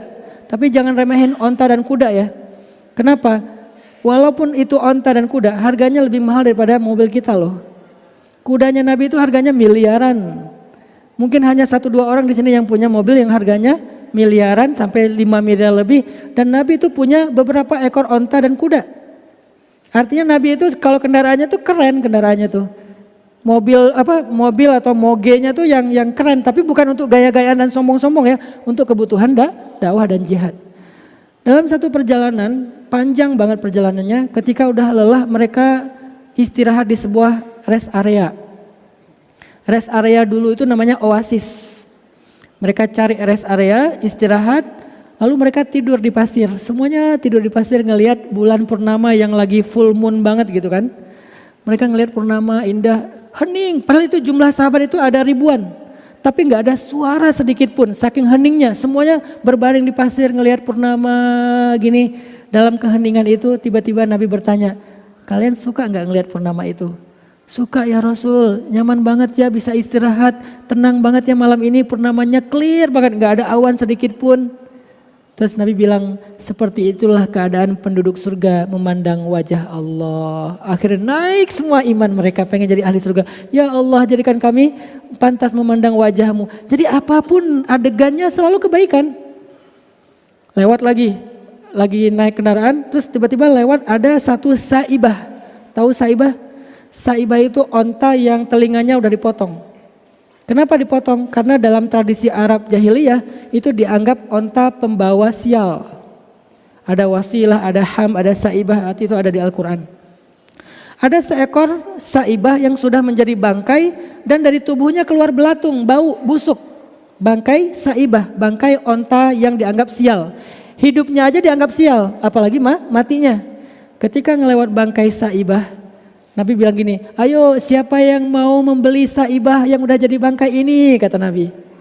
Kayak bercanda tapi sebetulnya lagi ngasih pelajaran tuh. Makanya dakwah Nabi itu bukan melulu tausiah dan tablik akbar. Dalam keseharian tuh ada banyak pelajaran. Ayo siapa yang mau beli saibah yang udah jadi bangkai ini. Sahabat bingung, ya Rasulullah jangankan bangkai yang udah keluar belatung, dia masih hidup aja kami gak mau. Karena itu dianggap onta pembawa sial. Saking gak ada nilainya saibah itu di mata para sahabat. Kemudian Nabi bilang, sesungguhnya dunia di mata Allah lebih rendah daripada saibah ini di mata kalian. Akhirnya mereka jadi, oh ya dunia itu gak ada nilainya. Ya udah kita infakkan harta kita fisabilillah. Jangan hubbud dunia. Boleh kita cari dunia tapi jangan simpan di hati, simpan di tangan. Gak ada satupun dari mereka yang mencintai dunia. Tapi mereka orang-orang yang kaya. Gak dilarang jadi orang kaya, yang dilarang mencintai kekayaan. Tapi memiliki kekayaan, apalagi untuk infak, untuk pendidikan dan seterusnya, maka itu sangat baik. Maka akhirnya mereka keluarkan dunia dari hati mereka. Gara-gara ngelihat seekor bangkai saibah. Apapun teman-teman, apapun yang dialami Nabi itu adalah kebaikan dan keberkahan. Makanya kalau Allah mengatakan bahwa hidup Nabi itu total semuanya adalah uswatun hasanah, emang benar. Jadi uswatun hasanah Nabi itu bukan cuma di atas mimbarnya. Hari ini kita termasuk saya juga merasa bahwa diri saya tuh lebih indah di atas mimbar daripada kesehariannya. Cuman Allah menutupi aib-aib saya sehingga orang banyak yang merasa bahwa Ustaz Hanan Masya Allah ya soleh atau apa. Saya anggap itu sebagai doa. Tapi tahukah kalian aib-aib saya? Hari ini banyak guru-guru agama, ustadz-ustadz bahkan terjadi di Bogor baru kemarin kita. Karena saya punya rumah rehab mental gratis yang saya bikin untuk pasien mental karena sekarang mental health itu jadi isu yang luar biasa. Kita menangani 24 santri itu maaf banget disodomi oleh guru ngajinya. Dari 24 santri itu umurnya macam-macam, mulai dari 5 tahun sampai 17 tahun. Itu terjadi di Bogor kita. Dan itu bukan satu kasus kan, banyak sekarang kasus. Saya nggak nyorot di yang lain karena yang lain kan nggak meneladani Rasulullah. Kalau kita kan meneladani Rasulullah sebagai umat Islam. Artinya kalau kita tuh kan banyak syubhatnya, banyak fitnahnya, banyak aib dan kurangnya. Cuman Rasulullah yang perfect, sempurna, yang bukan hanya di atas mimbar. Sirruhu wa alaniyatuh, sir dan alaniyahnya sama. Zahiruhu kabatinih, zahir dan batinnya sama. Amalan beliau yang ditampakkan dengan yang tidak ditampakkan sama baiknya. maka layak sekali untuk kita teladani, kita baca hikayat tentang beliau, sirah tentang beliau, kita baca syair-syair salawat tentang beliau. Kenapa? Di dalamnya semuanya kebaikan. Nabi itu orang yang friendly banget, pengertian banget. Nih salah satu contoh pengertiannya Nabi. Berapa jumlah rakaat qobliyah zuhur yang kalian pakai? Ada yang 4, ada lagi yang lain? Ada yang 2. Ada 2 pendapat, ada yang 4, ada yang 2. Kenapa ada 2 pendapat tentang jumlah rakaat qobliyah zuhur? Karena beda riwayat. Yang 4 adalah riwayat Sayyidah Aisyah. Yang 2 adalah riwayatnya Abdullah ibnu Abbas. Kenapa Abdullah ibnu Abbas sama Aisyah beda riwayat tentang qobliyah zuhur Nabi? Karena mereka melihat Nabi melakukan sholat qobliyah zuhur di 2 tempat yang berbeda. Aisyah melihat Nabi qobliyah zuhur di rumah. Karena kan rumahnya di sebelah masjid ya. Azan zuhur, hayya 'alas shalah, beres azan, Nabi di rumah sholat qobliyah zuhur 4 rakaat. Dilihat sama Sayyidah Aisyah. Akhirnya Sayyidah Aisyah meriwayatkan qobliyah zuhur itu 4 rakaat. Sedangkan kadangkala Nabi enggak qobliyah zuhurnya di rumah. Karena Nabi sedang di masjid, azan zuhur. Akhirnya Nabi sholat qobliyah zuhurnya di masjid. Nabi sholatnya 2 rakaat disaksikan oleh Ibnu Abbas. Maka Ibnu Abbas meriwayatkan sholat qobliyah zuhur 2 rakaat. Kenapa kok Nabi beda jumlah rakaatnya antara di rumah dengan di masjid? Di rumah gak ada yang lihat maka 4 rakaat. Di masjid banyak yang lihat maka 2 rakaat. Untuk apa? Untuk memudahkan umatnya. Aku tidak ingin menyusahkan kalian. Itulah friendly-nya Nabi SAW. Kita di rumah nggak sholat sama sekali, di masjid udah kayak mau silat ya, saking khusyuknya. Di rumah nggak pernah sholat subuh jamak dengan duha, tapi duhanya di masjid ya, biar dilihat semua orang, dia bagus banget, soleh banget ya sholat duha di masjid. Bukan duha, itu lagi lagi qadha sholat subuh, istiqomah lagi mengqadhanya udah bertahun-tahun. Itulah kita baca Quran, qul huwallahu ahad, padahal Al-Ikhlas posting, alhamdulillah udah sepertiga Al-Quran. Artinya Nabi itu bukan orang yang pamer, ketika dilihat yang lain sholatnya banyak, ketika gak ada yang lihat sholatnya sedikit. Dibalik malah, ketika gak ada yang lihat sholatnya banyak, ketika dilihat dicontohkan yang ringan, bukan sholat sedikit, mencontohkan yang paling ringan. Supaya yang ngikut beliau, ngikutnya yang ringan-ringan. Mau ditambah sendiri, ya silakan. Toh banyak sahabat yang menambah-nambah ibadah mereka sendiri yang gak diajarkan Nabi. Banyak, salah satunya siapa yang terkenal? Bilal, dia melakukan sholat tuhur kan, yang kita kenal dengan istilah syukur wudhu. Kalau bahasa Bilal itu sholat tuhur, sholat bersih. Habis wudhu, sholat 2 rakaat. Nabi tanya, Bilal itu sholat apa? Sholat tuhur ya Rasulullah. Oh Masya Allah, Masya Allah. Gak pernah Nabi, gak ditunjuk langsung, neraka kamu, mengada-ngada. Enggak kan? Padahal itu tidak dicontohkan Nabi. Malah Nabi memuliakan Bilal dengan kalimat, aku mendengar suara langkah sendalnya Bilal di dalam surga gara-gara sholat tuhur, sholat syukur wudhu. Zikir juga gitu, banyak sahabat yang nama-nama zikir yang gak diajarin Nabi. Contohnya apa? Zikirnya Muaz bin Jabal. Allahumma a'inni ala zikrika wa syukrika wa husni ibadatik ketika sujud. Muaz bin Jabal, kan kata Nabi perbanyak doa ketika sujud ya. Akhirnya Muaz membaca doa Allahumma a'inni ala zikrika wa syukrika wa husni ibadatik. Itu doanya Muaz bin Jabal. Atau Bilal. Bilal pernah gini, mendengar suara Rasulullah, terus Ali, terus Abdullah ibnu Abbas, ini sahabat-sahabat yang ilmunya banyak, punya wirid.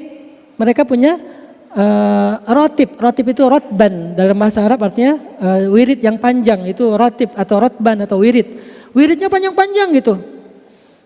Pas udah pada wirid panjang-panjang, Bilal nggak tahu hafalan wirid sepanjang itu. Akhirnya Bilal wirid sendiri dengan caranya. Dia bilang gini, Allahumma inni as'aluka ridhaka wal jannah wa a'udzubika min sakhatika wan nar. Allahumma inni a'udzubika as'aluka ridhaka wal jannah wa a'udzubika min sakhatika wan nar. 4 hal yang diminta oleh Bilal. Dia nggak punya wirid dan ratib panjang-panjang. Cuman itu aja yang dia tahu. Setelah selesai Nabi wirid, Bilal ngomong ke Rasulullah, ya Rasulullah, saya nggak punya rotban, nggak punya wirid sepanjang engkau, Abdullah ibnu Abbas, Ali bin Abi Thalib. Saya cuma baca Yang singkat-singkat aja boleh nggak ya Rasulullah? Rasulullah nanya, apa bacaan kamu hai Bilal? Kata Bilal, Allahumma inni as'aluka ridhaka wal jannah wa a'udzubika min sakhatika wan nar. Kata Rasul apa coba? Bilal, tahu nggak? Wirid kami yang panjang-panjang sebetulnya intinya itu juga. Coba gimana Nabi membahagiakan hati Bilal? Nggak dibilang, ya udahlah untuk pemula cukup lah. Nggak dibilang gitu kan? Dibahagiakan loh hatinya. Sehingga Nabi seolah-olah menyamakan dirinya dengan Bilal, padahal beliau wiridnya berjam-jam. Bilal cuma 4 kalimat, tapi Nabi bisa-bisanya ngomong, Bilal, wirid kami yang panjang-panjang itu intinya ini juga. Jadi ini udah merangkum semua yang kami baca, wahai Bilal. Oh gitu ya Rasulullah. Akhirnya semangat dia, Allahumma inni as'aluka ridhaka wal jannah wa a'udzubika min sakhatika wan nar. Yang kita akhirnya membacanya juga. Begitu juga Muaz bin Jabal, begitu juga Abu Bakar, Allahumma inni as'aluka nuran, minta apa, nuran fi amami wa min warai wa an yamini wa an shimali, cahaya itu Abu Bakar. Ada lagi sahabat minta doa dirubah takbir yang enggak diajarkan Nabi, tetapi sahabat membacanya. Siapa dia? Abdullah ibnu Mas'ud dan Umar bin Khattab. Allahumma in kunta katabtani min ahli syaqawah famhini waktubni min ahli sa'adah fa innaka tamhu ma tasha'u wa tuthbit wa indaka ummul kitab. Dibaca oleh Umar, dibaca oleh Abdullah ibnu Mas'ud.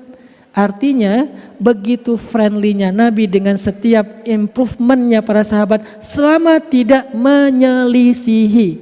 Bukan kalimat yang tepat itu, sunnah itu adalah sesuatu yang dilakukan Nabi atau para sahabat selama tidak menyelisihi. Jadi bid'ah itu sesuatu yang kalau menyelisihi baru sayyi'ah. Kalau tidak menyelisihi namanya bukan sayyi'ah, tetap hasanah. Sehingga Nabi menghargai bid'ah mereka. Bid'ah itu apa? Kreativitas. Al-badi', maha kreatif. Tidak menciptakan sesuatu dengan cara mencontoh, itu namanya al-badi'. Menciptakan sesuatu tidak pernah nyiplak, tidak pernah copy paste. Pasti menciptakan sesuatu dari nol banget, dari baru, nggak ada ide yang sebelumnya yang sama. Itu al-badi'. Berarti orang yang bid'ah artinya yang kreatif, tetapi dengan satu syarat saja, jangan menyelisihi. Bukan yang tidak ada, menyelisihi kata kuncinya. Apa contoh menyelisihi? Nabi sholat subuh 2 rakaat, kita malah sholat 3 rakaat. Menyelisihi. Kenapa? Karena itu udah ada patternnya.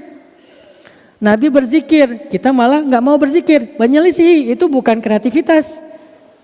Nabi nyuruh kita untuk memperbanyak zikir, kita melarang orang memperbanyak zikir. Itu namanya menyelisihi karena sesuatu yang bertentangan, mukhalafah. Tapi kalau bukan mukhalafah, bukan bertentangan, bukan tudad, bukan bertolak belakang, maka tidak masalah. Maka para sahabat pun kayak gitu, sehingga Nabi ngomong ke mereka itu semuanya dihargai semangatnya. Oh kamu gini ya, oh kamu gitu ya. Yang lucu lagi pas sholat subuh. Nabi itu sebelum sholat subuh biasanya suka memeriksa sholat tahajudnya para sahabat.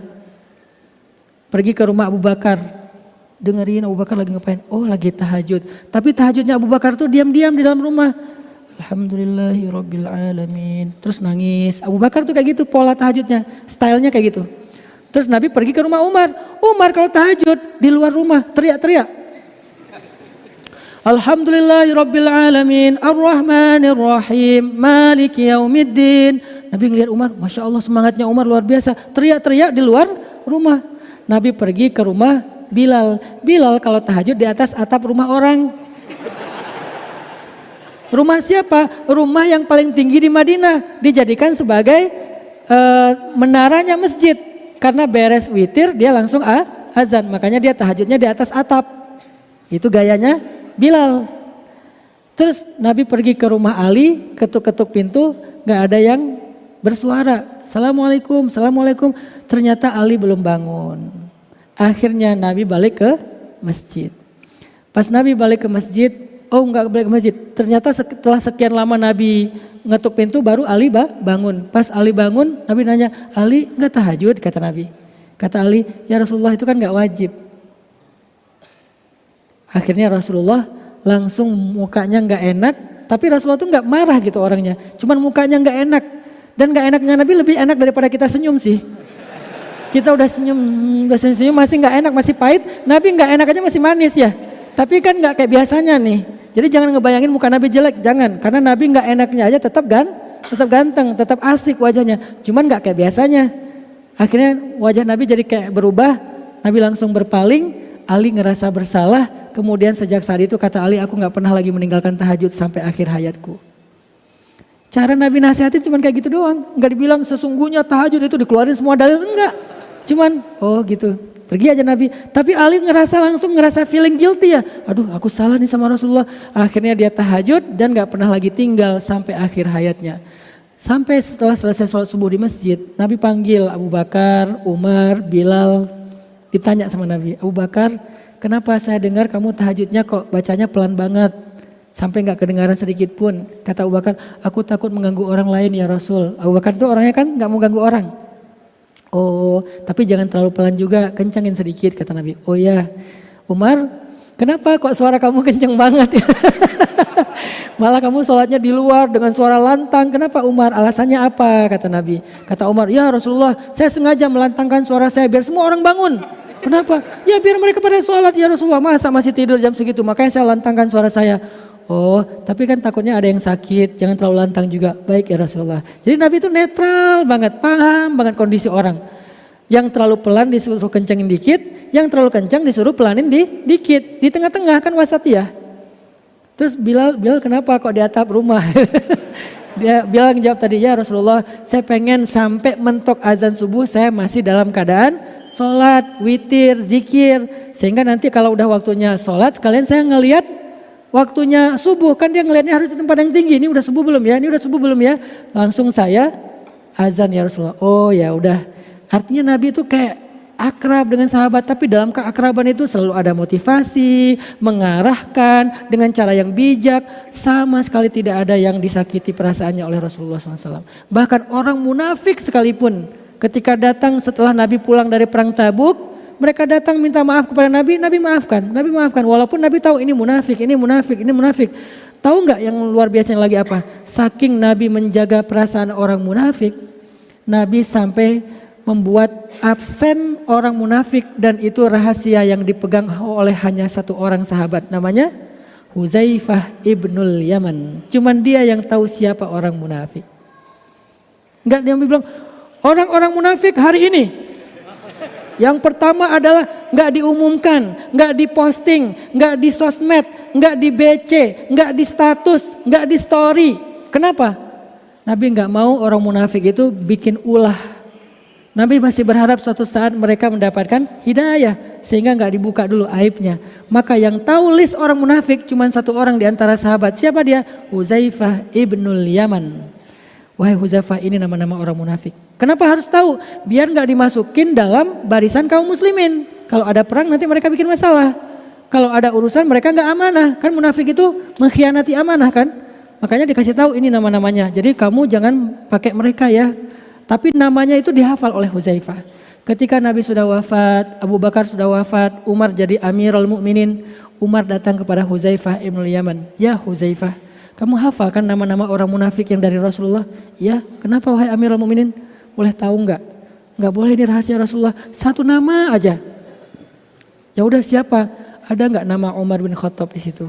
Umar nanya, ada enggak nama Umar bin Khattab di antara nama-nama orang munafik yang engkau hafal wahai Huzaifah? Kata Huzaifah sambil tersenyum, enggak ada ya Amirul Mukminin, tidak ada nama Umar bin Khattab. Langsung dia, alhamdulillah ya Allah, aku enggak termasuk orang munafik. Padahal dia enggak perlu khawatir juga, enggak mungkin dia termasuk orang munafik. Tapi saking solehnya dia ragu kepada dirinya. Kalau kita kan sebaliknya, kayaknya munafik semua nih. Cuman saya doang yang beriman, kayaknya neraka semua nih, cuman saya doang yang surga, kan gitu ya. Kalau mereka, dia ngerasa dia yang neraka, yang lain surga. Dia yang munafik, yang lain mukmin. Saking low profile-nya, humble-nya para sahabat yang dipelajari dari Rasulullah SAW. Udah gitu Umar nanya lagi, Huzaifah boleh cari satu lagi enggak? Siapa ya Amirul Mukminin? Ada enggak pejabatku, satu aja yang kamu lihat di antara pejabatku yang dia munafik? Ada ya Amirul Mukminin. Ah, ada siapa? Rahasia Rasul.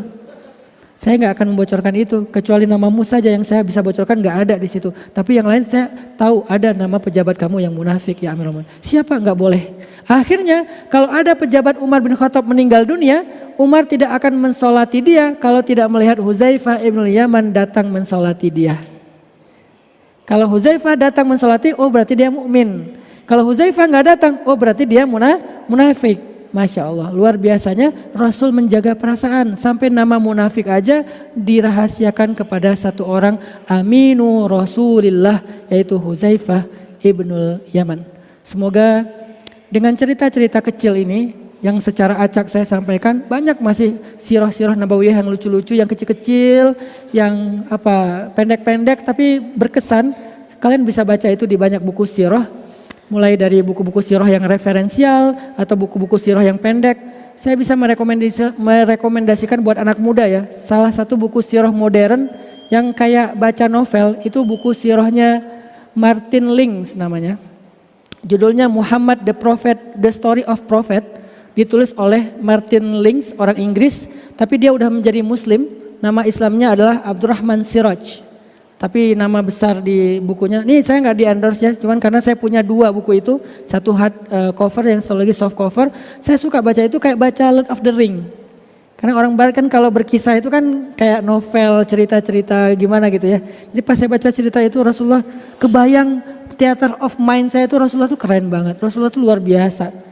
Itu mungkin bisa yang untuk pembuka ya, membaca sirah yang awal. Setelah itu nanti kalian bisa membaca sirah-sirah yang lebih lengkap lagi dan lebih referensial lagi tentang Rasulullah SAW. Pesan terakhir di event kali ini atau di halakoh kali ini adalah Maulid Nabi harus menjadi momentum kita untuk lebih dekat, lebih kenal, lebih belajar, lebih meneladani sosok Rasulullah Sallallahu Alaihi Wasallam. Saya kira demikian. Barakallahu fikum. Wassalamualaikum warahmatullahi wabarakatuh.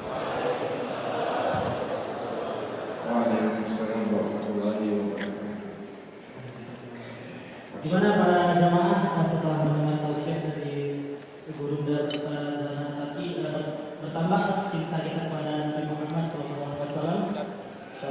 Ya. Bertambah gak Jen tanya? Coba. Bertambah enggak? Tambah ya, Ya. Insya Allah. Oke, kita masuk ke sesi tanya jawab. Tapi hanya 2 penanya aja nih. Dari 6.000 mungkin yang datang ya Jan. Cuman 2. Silakan. Ada yang mau bertanya? Ikhwan 1, akhwat 1. Waduh, milihnya gimana nih Ustadz? Yang ini pertama ngangkat tangan tadi. Oke, siap. Ya.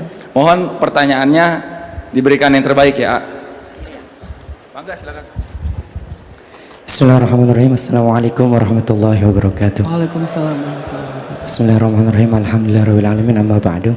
Baik, yang terhormat Al-Ustadz Hanan At-Taqi, dari penjelasan Ustadz, di mana ketika Rasul Shallallahu Alaihi Wasallam bersama para sahabat, beliau mendapatkan banyak kebaikan yang sahabat-sahabat dapatkan. Bagaimana dengan kita begitu? Mungkin pertanyaannya, kita yang tidak bertemu dengan Rasulullah Sallallahu Alaihi Wasallam, apakah mungkin bisa bertemu di Yaumul Qiyamah, di akhirnya Allah Subhanahu Wa Taala? Sedangkan di dunia saja hanya sekedar mimpi saja kita tidak mampu untuk bertemu dengan Rasulullah Sallallahu Alaihi Wasallam. Apakah kelak di akhirat kita bisa bertemu dengan Rasulullah? Mungkin kita ajak sekian. Assalamualaikum warahmatullahi wabarakatuh. Masya Allah. Saya jawab dulu. Ini pertanyaan yang semua kita pasti bertanya demikian dan menginginkan hal yang demikian. Pengen bertemu dengan Rasul, pengen menatap wajah Nabi yang mulia, pengen mencium tangan Nabi. Kalau saya pengen bercerita tentang keadaan umat hari ini seperti apa kepada Rasul, dan itu yang selalu saya ceritakan ketika saya lagi umroh. Kalau ngelewat makom Rasulullah itu, saya setelah berselawat, kemudian saya bilang, ya Rasulullah, kami lemah tanpamu ya Rasul, kami terpecah belah, kami seperti buih di pantai, kami dianiaya, kami terzolimi, kami lupa dengan ajaranmu, kami tidak lagi berselawat kepadamu, dan seterusnya. Kayak pengen curhat gitu kepada Rasul. Maka bagaimana cara kita untuk mendapatkan kesempatan itu? Pertama, dawamkan sholawat setiap hari, jangan kurang dari 100 kali kepada Nabi. Kalau bisa sebelum tidur minimal 10 kali berselawat kepada Nabi. Sehingga mudah-mudahan Allah memberikan kita kemuliaan dan kepantasan untuk bertemu Rasul di dalam mimpi. Orang yang bisa bertemu dengan Rasul dalam mimpi itu adalah sebuah kemuliaan yang luar biasa. Perbanyak sholawat, berdoa, ya Allah saya kangen sama Rasulullah, ingin bertemu dengan Rasul dalam mimpi. Dan nanti Allah yang akan memilih kapan kita layak untuk mendapatkan itu. Lalu bagaimana di akhirat? Ada banyak hadis yang mengajarkan kita tentang bagaimana ketemu dengan Rasulullah. Pertama, menjadi umat Nabi akhir zaman itu sudah menjadi sebuah kemuliaan. Bukan hanya ketemu, Rasulullah itu kangen sama kita. Nabi pernah bilang, aku kangen sama saudaraku. Bukankah kami saudaramu ya Rasulullah, kata sahabat. Kalian sahabat-sahabatku. Siapa saudara engkau ya Rasulullah? Saudara aku adalah mereka yang datang setelah kalian. Tidak bertemu dengan aku, tetapi mereka mencintai aku, mengikuti aku, berselawat kepadaku dan seterusnya. Maka Rasulullah kangen dengan kita. Kita di sini kita secara personal. Siapa namanya? Siapa? Marjan. Rasulullah kangen sama Marjan. Ketika Rasulullah mengatakan, aku kangen dengan saudaraku. Marjan adalah saudaranya Rasul. Kita semuanya adalah saudaranya Rasul. Kalau para sahabatnya Rasul, kita saudaranya Rasul. Dan Rasulullah kangen dengan kita. Maka balaslah kangennya Rasulullah itu dengan selawat. Sallu ala Nabi. Selawat kepada Nabi. Jangan bakhil. Jangan irit selawat kepada Nabi itu. Pakai tasbih digital, kalau nggak tasbih yang kayak gini, takutnya kalau tasbih kayak gini, kalau selawatnya udah banyak, biasanya suka kegeeran. Baru 2 putaran ngerasa udah 7 putaran ya. Aduh tadi udah berapa ya, kayaknya udah 7 deh, padahal baru 2. Nah, makanya pakai tasbih digital, jadi berapa ratus. Pakai yang dia ada 5 menu zikir, jadi nggak harus ngeriset 5 menu zikir, istighfar berapa, terus la ilaha illallah berapa, salat berapa. Setiap pagi, petang, sebelum tidur banyak-banyak salat kepada Nabi. Yang kedua, pengen ketemu Nabi dan dekat dengan Nabi, maka santunilah anak yatim. Nabi sangat mencintai anak yatim, bahkan beliau sendiri adalah anak yatim. Siapa yang mencintai anak yatim, akrab dengan anak yatim, maka dengan Nabi itu seperti ini, insya Allah dekat. Yang terakhir, yang ketiga, karena waktu kita, bagaimana biar ketemu dengan Rasulullah? Jadilah pewaris risalah Nabi. Jagalah umat Nabi dengan dakwah. Ustadz, kami kan bukan ulama, bukan ustadz. Dakwah itu bukan ceramah. Kalau kita nggak bisa ceramah, maka berdakwahlah dengan cara kita. Nge-share konten-konten ceramah, membuat akun-akun yang bermanfaat, membuat event seperti yang dilakukan teman-teman hari ini, swipe, mengadakan ta'lim seperti ini. Itu bagian dari kontribusi dakwah mereka, walaupun bukan mereka yang ceramah. Jadi berdakwahlah dengan cara kita masing-masing untuk menjaga umat Nabi. Insya Allah kita akan menjadi orang yang sangat dekat dengan Nabi nanti di yaumil akhir. Barakallah dalam pertanyaannya. Allah fikum. Untuk satu lagi Ahwat ya. Silakan. Waduh, Ahwat. Kelihatan nih Ahwat. Yang mana Kak? Oke, boleh tanya. Afwan Ustaz. Silakan.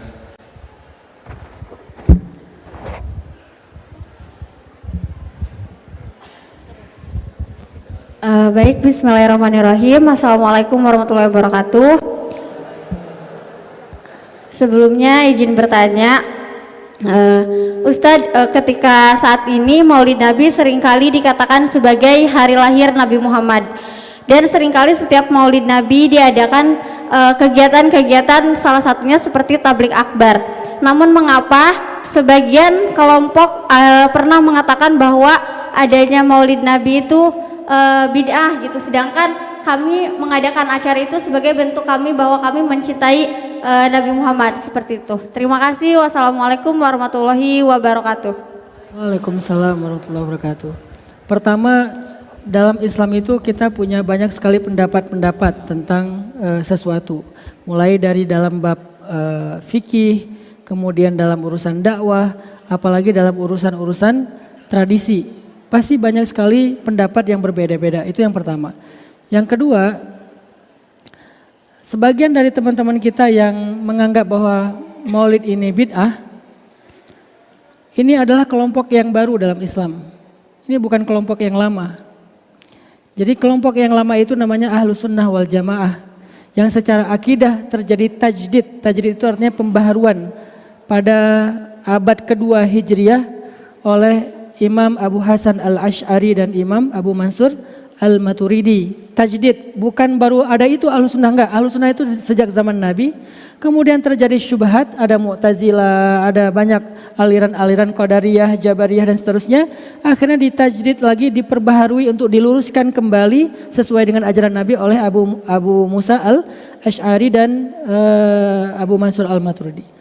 Sehingga sejak saat itu kita mengenal akidah Ahlussunnah wal Jamaah Asy'ariyah dan Maturidiyah, termasuk Imam Syafi'i, para ulama-ulama kita, sampai Imam Al-Ghazali dan seterusnya.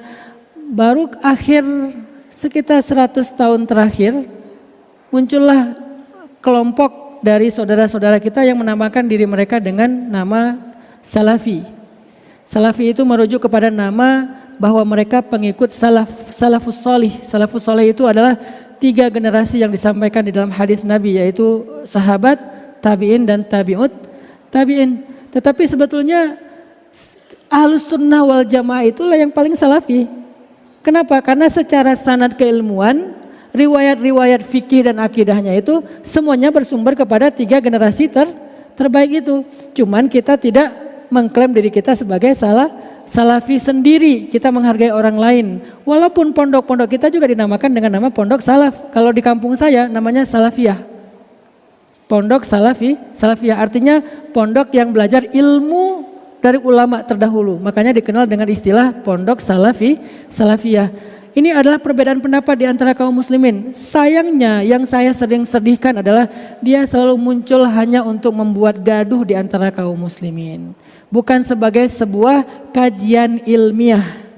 Kalau sebuah kajian ilmiah harusnya beradu argumen dan saling menyampaikan dalil. Dan nanti akan kelihatan kok siapa yang dalilnya paling jelas, paling ilmiah, paling komprehensif lewat para ulama, dan kita bisa mendengar dari penjelasan Gus Baha misalnya, kita bisa mendengarkan penjelasan dari Ustadz yang dari Madura yang pakai topi Aceh tuh siapa? Saya lupa namanya. Ada beberapa ulama-ulama aswaja kita yang bisa menjelaskan dengan penjelasan ilmiah, sehingga kalau dia berada di tataran ilmiah, Islam itu sangat menghargai perbedaan pendapat ilmiah. Itu sangat dihargai. Tetapi Islam melarang memunculkan syubhat perpecahan. Di zaman Umar ada seorang laki-laki datang untuk memecah belah kaum muslimin di Madinah.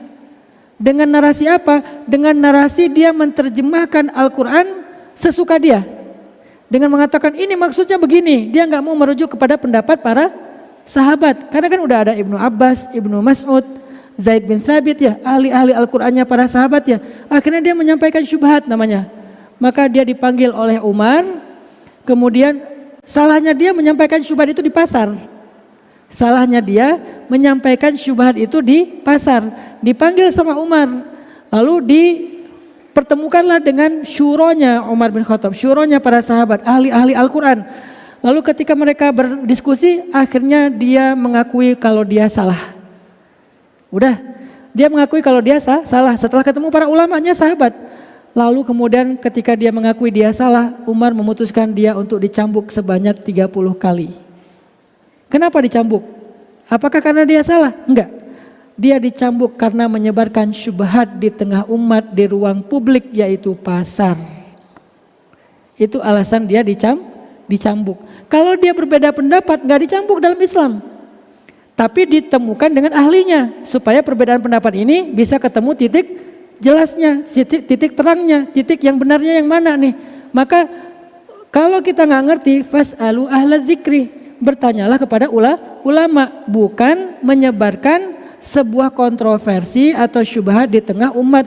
Maka saya mengajak ke semua jamaah, jangan menyebarkan kontroversi di konten-konten kita walaupun niat kita baik. Kenapa? Yang terjadi justru perpecahan di antara kaum muslimin. Kalau kita ngelihat ini ada sesuatu yang menurut kita kayak bingung, tanyakan kepada para ulama, tanyakan kepada ahlinya. Nanti kita akan menemukan jawaban-jawaban yang ilmiah daripada kita sibuk meramaikan hal-hal yang sifatnya perbedaan pendapat di antara kaum muslimin.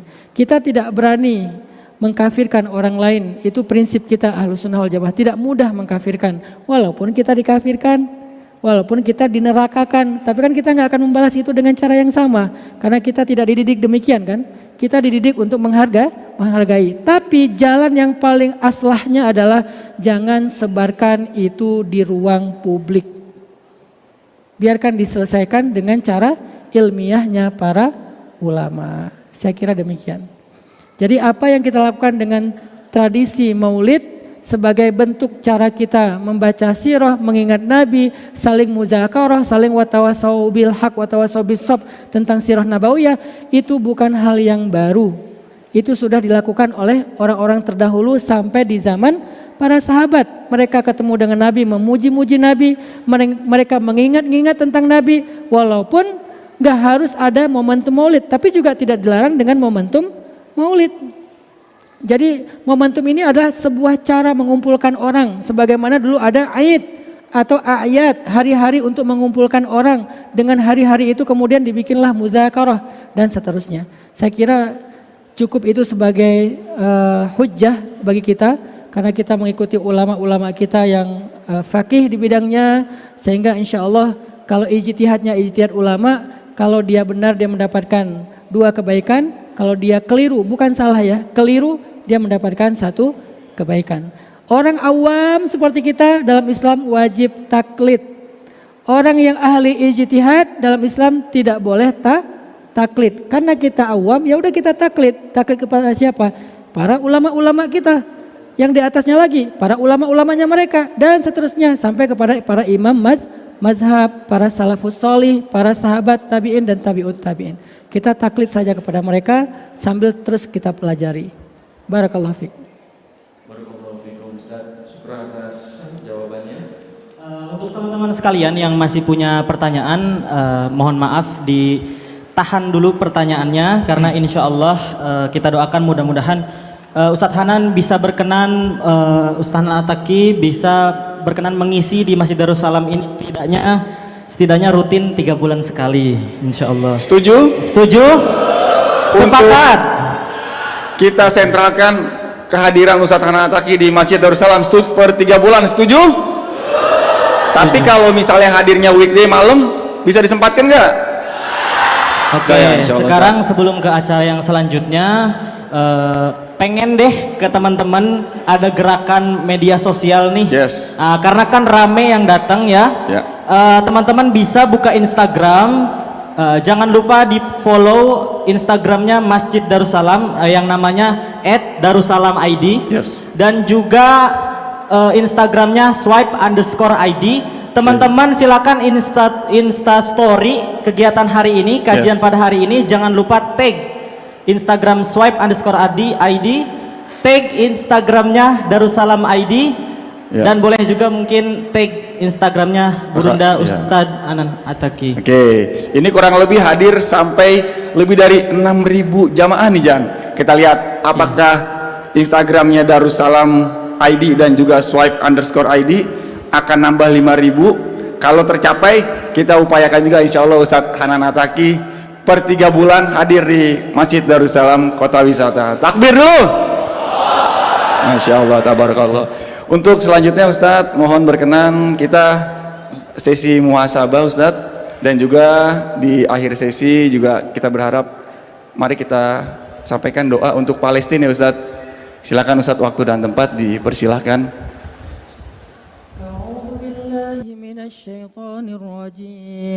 Bismillahirrahmanirrahim.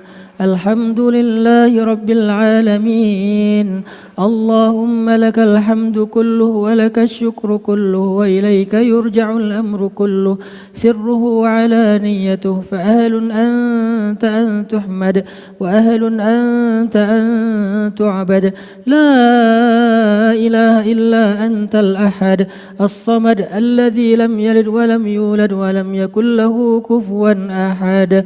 Allahumma salli ala على سيدنا محمد وعلى آله وأصحابه وسلم. اللهم اغفر لنا ذنوبنا ولوالدينا وارحمهما كما ربيانا صغارا. اللهم أعنا على ذكرك وشكرك وحسن عبادتك يا حي يا قيوم برحمتك نستغيث. أصلح لنا شأننا كله ولا تكلنا إلى أنفسنا طرفة عين. اللهم إنا نستودعك أمورنا كلها فإن لم تكن لها فمن لها وأنت خير حافظا. اللهم حبب إلينا الإيمان وزينه في قلوبنا وكره إلينا الكفر والفسوق والعصيان واجعلنا من الراشدين. ربنا آتنا من لدنك رحمة وهيئ لنا من أمرنا رشدا واجعل لنا من كل ضيق مخرجا ومن كل هم فرجا ومن كل عسر يسرا. اللهم إن كنت كتبتنا من أهل الشقاوة فامحنا واكتبنا من أهل السعادة فإنك تمحو ما تشاء وتثبت وعندك أم الكتاب. اللهم أعز الإسلام والمسلمين.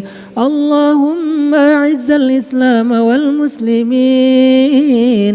اللهم أعز الإسلام والمسلمين وأذل الكفرة والكافرين الشرك والمشركين.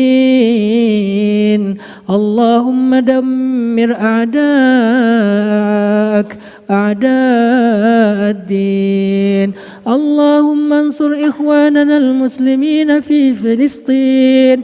اللهم انصر إخواننا المسلمين المستضعفين في غزة. اللهم انصر إخواننا المجاهدين في فلسطين. اللهم وحد كلمتهم. اللهم وحد صفوفهم وسدد رميهم واشفي جرحاهم وتقبل شهداءهم وتقبل شهداءهم وتقبل شهداءهم وارحم أمواتهم وأموات المسلمين أجمعين. اللهم إنا نسألك أن تحرر المسجد الأقصى المبارك من أيدي الصهيونيين من أيدي الغاصبين من أيدي الظالمين. اللهم إنا نسألك أن تحرر المسجد الأقصى المبارك من أيدي اليهود. اللهم اشف صدور المسلمين.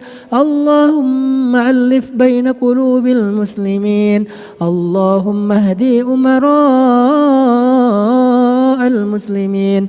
اللهم وفق علماء المسلمين. اللهم وفق علماء المسلمين. اللهم اهدي شباب المسلمين. اللهم اهدي شباب المسلمين. اللهم استر عورات نساء المسلمين. اللهم تقبل دعاءنا يا مجيب السائلين. اللهم أعطي كل واحد منا مسألته وقضي كل واحد منا حاجته يا سميع الدعوات يا قاضي الحاجات يا رب العالمين. ربنا آتنا في الدنيا حسنة وفي الآخرة حسنة وقنا عذاب النار وأدخلنا الجنة مع الأبرار يا عزيز يا غفار يا رب العالمين. اللهم تقبل دعاءنا هذا ببركة قراءتنا الفاتحة.